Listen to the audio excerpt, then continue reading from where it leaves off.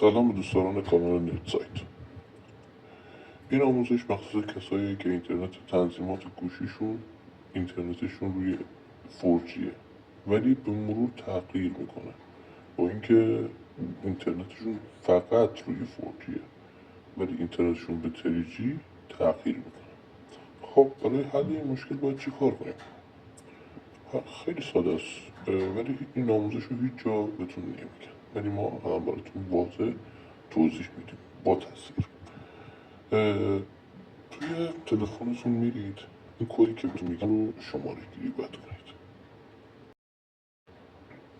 ستاره مربع ستاره مربع 46 36 مربع ستاره مربع ستاره. توی صفحه که باز میشه اتمانی اینجا کسایی که این گوشیشون اینطوری میشه اینترنتشون تغییر پیدا میکنه روی رندوم روی این گزینه است، یعنی خودش انتخاب میکنه روشی بیفته، ولی باید شما بذارینش روی LTE فقط 4G. ما میدونیمش سر این و تمام. آره، خط تلفن دو این برای خط یکه، برای خط دوه. این هم تنظیمات وای فای که نیاز میشه. مرسی از شما برای تماشای این ویدیو. لایک یادتون نره.